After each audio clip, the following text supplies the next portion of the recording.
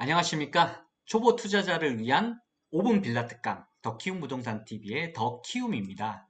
자, 오늘은 617 대책과 710 대책 이후에 오피스텔 투자해도 괜찮나요? 라는 질문을 상당히 많이 받았습니다. 이런 이야기를 가지고 한번 이야기를 하고요. 자, 저번 시간에는 쿼드러플 역세권 또는 펜타 역세권이라는 이야기를 해드렸는데요. 혹시 이 동영상을 시청하지 못하셨다면 상단에 나와 있는 것을 클릭하셔서 시청해 보시기를 권장해 드리겠습니다. 쿼드러플 역세권은 뭐냐면 4중 역세권으로서 여기 4개에 있는 거죠. 펜타 역세권은 마찬가지로 5중 역세권으로서 여기 5개 있는 것을 이야기하고요. 우리가 투자를 할 때 아무려면 여기 많이 지나가는 곳, 또 환승역이 여러 개 있는 곳을 투자를 하시면 좋다는 이야기를 저번 시간에 드렸었습니다. 이번 시간에는 오피스텔은 투자해도 괜찮나요? 라는 주제를 가지고 이야기를 할 건데요.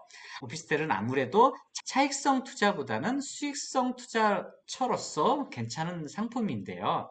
적은 금액 가지고 월세를 받기 위해서 투자하는 것이죠. 자, 오피스텔 같은 경우에는 오피스와 호텔의 합성어로서 건축법상 업무시설입니다. 그래서 작은 주택, 소형 주택의 대체제로서 적은 금액 가지고 투자가 가능한 거고요. 저금리 기조의 장기화로 인해 수익성 투자처로서 좋고요. 또한 깔끔하고 단정하여 쾌적성도 좋고요. 실거주도 가능하고 현관문 등의 이중 보안으로 주거 안정성도 좋고요. 청약통장 없이도 매수가 가능한 장점이 있습니다. 투자 시에 대출에 대한 규제도 다른 거에 비해서 상대적으로 약하고요. 소형이 아닌 더 큰 면적의 아파트 같은 경우에는 수익성보다는 아무래도 또 차익성에도 상당히 좋은 상품이기도 합니다. 그리고 또 얼마 전에 신문에 나왔었죠. 오피스텔 상가 동의율이 80%만 넘으면 재건축이 가능하다는 것이 한국경제신문에 10월 15일자에 나왔는데 예전에는 허가 동의율이 100%였었습니다. 그러다 보니까 오피스텔이나 상가를 재건축하는 게 상당히 힘들었는데 많이 규제가 완화가 됐다라는 이야기고요.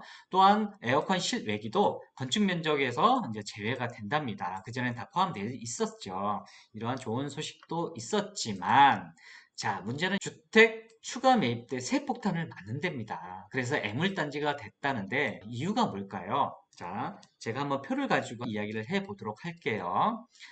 오피스텔이 없을 때 우리가 주택을 구입을 하게 되면은 취득세가 1%랍니다. 예를 들어서 5억짜리를 내가 구입을 할 때는 취득세는 500만 원만 내면 돼요.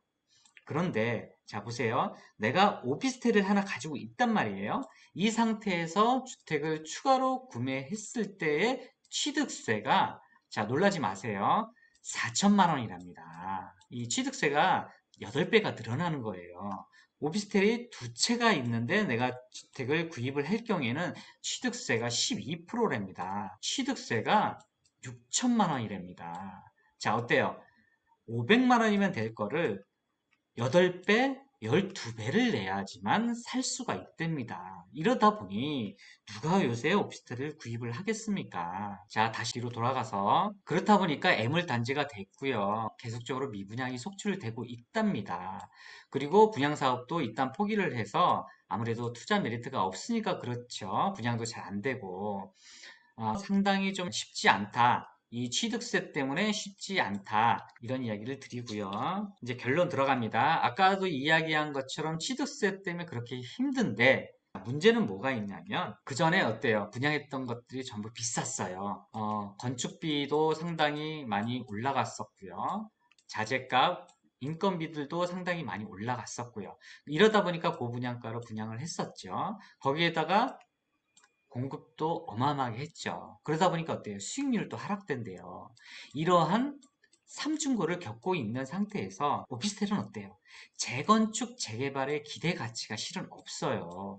아무리 동의율이 100%에서 80%로 떨어졌다 하더라도 오피스텔은 어때요? 세대수가 어마어마하게 많잖아요. 이러다 보니까 동의율 80% 맞추는 게 정말 힘들어요. 또한 대지에 대한 지분이 상당히 작습니다.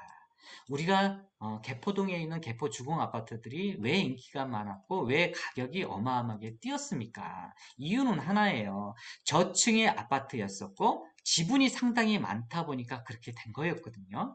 근데 오피스텔 같은 경우에는 지분이 거의 없어요. 이러다 보니 재건축, 재개발을 하더라도 메리트가 크지 않습니다. 자, 결론을 말씀을 드렸죠. 일단 취득세 문제가 너무 힘들다. 거기에다가 재건축이나 재개발을 해도 힘들다. 월세 수익률도 자꾸 떨어진다.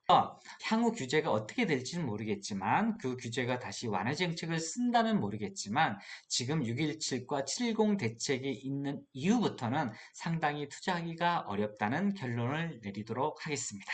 이상으로 오늘의 하루 5분 빌라 특강을 마치도록 하겠습니다. 감사합니다.